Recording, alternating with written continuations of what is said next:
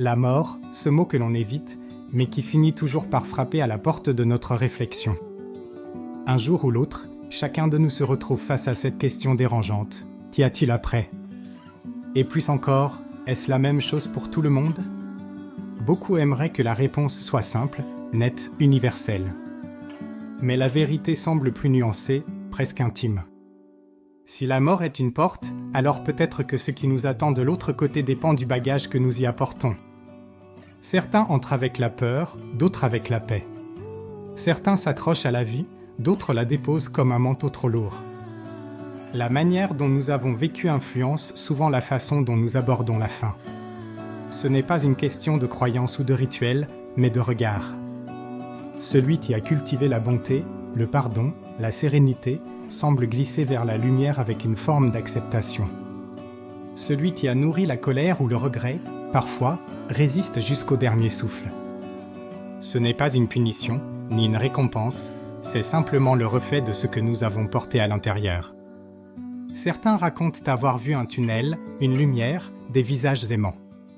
D'autres n'ont rien vu, rien senti. Faut-il pour autant conclure que l'un a eu plus mieux que l'autre ? Peut-être pas. Chacun traverse ce passage à sa manière, selon sa conscience, sa culture, sa mémoire, ses émotions.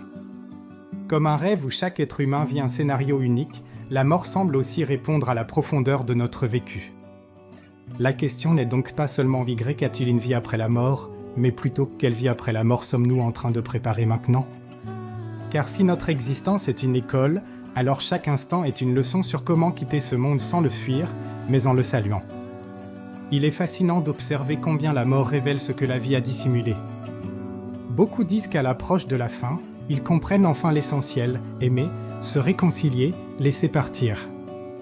Ceux qui ont frôlé la mort racontent souvent qu'ils n'ont pas vu une fin, mais un éveil. Comme si quelque chose s'ouvrait en eux, les ramenant à l'essentiel, la lumière, la paix, la compréhension.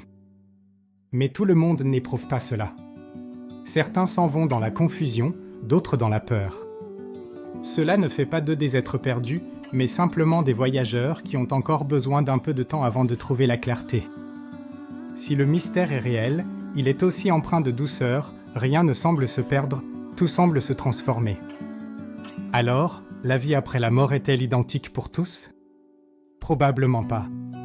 Parce que personne ne vit identiquement avant la mort. Chacun ressent, aime, pardonne, apprend à sa manière.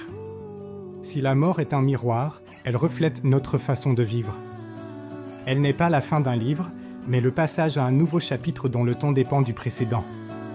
C'est peut-être pour cela qu'il est essentiel d'apprendre à vivre en paix dès maintenant. Non pas par peur du jugement ou du néant, mais par désir de ne rien laisser d'inachevé. Ce que nous semons dans la vie, nous le récoltons au-delà. Et ce que nous portons dans le cœur devient la couleur du monde que nous rejoignons. La mort n'est pas le contraire de la vie. Elle est son écho, sa continuité, sa révélation. Certains y trouvent un horizon, d'autres un recommencement. Mais une chose demeure, personne ne traverse ce mystère sans être, d'une manière ou d'une autre, transformé. Et toi, qu'en penses-tu ? Crois-tu que la vie après la mort soit la même pour tous, ou unique pour chacun ?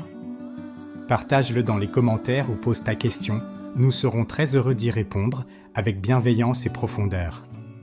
Et si tu veux aller plus loin sur ce thème, tu peux te procurer le guide « Traverser le deuil » de Jean-Marc Nicolas, disponible sur Amazon France et Amazon Canada.